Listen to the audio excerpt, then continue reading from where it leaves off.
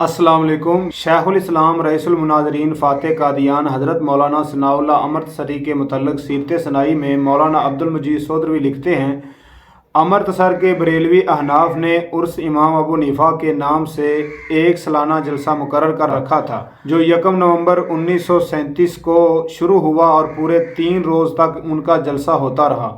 مولوی محمد یار بہاول پوری، مولوی عبدالغفور ہزاروی، مولوی محمد بشیر کوٹلوی، مولوی محمد مسعود الہڑوی وغیرہ نے دل آزار تقریریں کی، اہل حدیث کو پانی پی پی کر کوسا، ان کے خلاف عوام کو بھرا بھڑکایا، خصوصاً مولانا ثناء اللہ امرتسری کا نام لے کر برا بلا کہا اور ان کے خلاف بہت زہریلی اور اشتعال انگیز تقریریں کی، یہاں تک کہہ دیا کہ وہابی کو مارنے والا 100 شہیدوں کا ثواب پاتا ہے۔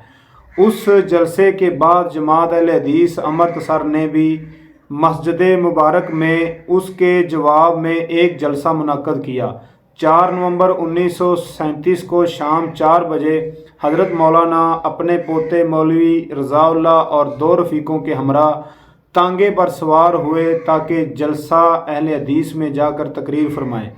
جب تانگا کٹرا مہا سنگھ میں مسجد مبارک کے قریب پہنچا اور مولانا نے اتر کر ڈاکٹر محمد اسحاق سے مصافحہ کیا اور اچانک قمر بیگ نامی ایک بدعتی نوجوان نے بلند آواز سے یا رسول اللہ کا نعرہ لگا کر ایک تیز کیے ہوئے تبر کلہاڑا سے آپ پر حملہ کر دیا۔ اس نے کلہاڑا اس زور سے آپ کے سر پر مارا کہ دستار و کلہ کٹ کر آپ کا سر مبارک سخت مجروح ہوا۔ زخم بہت گہرا تھا، خون کے فوارے چھوٹ گئے۔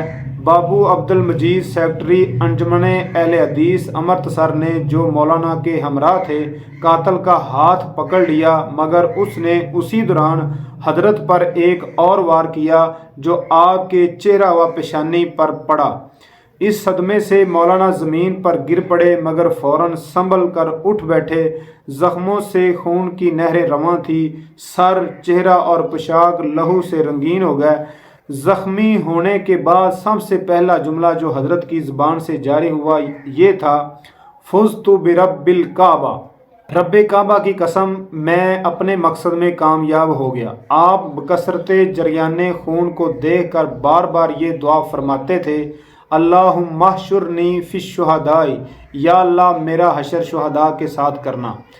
حملہ کرنے کے بعد ملزم قمر بیگ، جس نے ایک سوچی سمجھی ہوئی سازش کے تحت حملہ کیا تھا، اسی سازش کے تحت وہ فرار ہو گیا۔ ڈاکٹری معائنہ کے بعد پولیس نے رپورٹ لی، ملزم چونکہ روح پوش تھا، تلاش و جستجو کے باوجود پولیس کو نہ ملا، اس لیے کیس نہ چل سکا۔ 1.25 سال کے بعد ملزم کلکتہ سے پکڑا گیا۔ پولیس اسے 27 جنوری 1938 کو امرتسر لائی۔ مقدمہ چلا اور 6 اپریل 1938 کو اسے 4 سال قید با مشقت کی سزا ملی۔ قمر بیگ تو جیل چلا گیا، لیکن اس کے بچوں کی دیکھ بھال اور کمائی کا کوئی سلسلہ نہ رہا۔ مولانا ثناء اللہ امرتسری رحمۃ اللہ علیہ کو پتہ چلا کہ قمر بیگ کے بچے غربت و افلاس کی حالت میں بڑی مشکل سے وقت گزار رہے ہیں، ان کا کوئی پرسان حال نہیں۔ مولانا مرحوم اس 4 سال کے دوران قمر بیگ کے بچوں کو برابر خرچ بھیجتے رہے۔ مولانا نے اس احسان و مروت کو صیغہ راز میں رکھا کیونکہ آپ کی یہ نیکی خالص لوجہ اللہ تھی۔ قمر بیگ رہا ہو کر واپس آیا تو اسے پتہ چلا کہ میں نے جن کے اماں پر حملہ کیا تھا ان میں سے کسی نے بھی میرے گھر اور میرے بچوں کی خبر تک نہیں لی، اور وہ کہ جس سے میں کلہاڑے کے وار کر کے قتل کرنے کے درپے تھا، جسے میں نے خون میں نہلایا تھا، جسے میں نے شدید زخمی کر کے تڑپایا تھا، وہی 4 سال تک متواتر میرے بچوں کو لوجہ اللہ خاموشی سے خرچ بھیجتا رہا۔ قمر بیگ مولانا ثناء اللہ رحمۃ اللہ علیہ کے اس احسان و سلوک سے بڑا حیران ہوا، بہت شرمندہ اور پشیمان بھی ہوا اور اپنے فعل پر اظہار افسوس کیا اور زندگی بھر کے لیے مولانا کا گرویدہ ہو گیا۔ قیام پاکستان کے بعد مولانا سرگودہ منتقل ہو گئے، جہاں آپ نے 5 مارچ 1948 کو انتقال فرمایا، اور قمر بیگ بھی ہجرت کر کے پاکستان آ گیا۔ اس نے بھی سرگودہ ہی میں سکونت اختیار کر لی۔ कमर बेग जब तक ज़िंदा रहा रोज़ाना सुबह के वक़्त हज़रत मौलाना सनाउल्लाह रहमतुल्लाह अलैह की कब्र पर जाकर आपके लिए दुआए मग़फ़िरत करता रहा और अपने जुर्म को आंसुओं से धोने की कोशिश करता रहा। ये हैं मौलाना सनाउल्लाह अमृतसरी रहमतुल्लाह अलैह, जिन्होंने सारी ज़िंदगी लोगों की इस्लाह का काम किया, इस्लाम का दिफा किया और उम्मत मुसलमान की खैर का काम किया। सिखों को, मजूसियों को, हिंदुओं को उन्होंने दावत इस्लाम दी, हत्ता कि मरज़इयों के साथ उन्होंने मुबाला भी किया, जो कि मिर्ज़ा कादियानी, जो ग़ुलाम अहमद कादियानी, जिनको मरज़ई अपना नबी मानते हैं, वो झूठा कज़्ज़ाब, उसने ख़ुद जनाब मौलाना सनाउल्लाह साहब से मुबाला किया कि मेरी ज़िंदगी में अगर आप सच्चे हैं तो आपकी ज़िंदगी में मैं मर जाऊँ, और अगर मैं सच्चा हूँ तो मेरी ज़िंदगी में आप मर जाएं। तो मौलाना सनाउल्लाह अमृतसरी रहमतुल्लाह अलैह ने उसका ये चैलेंज कबूल किया।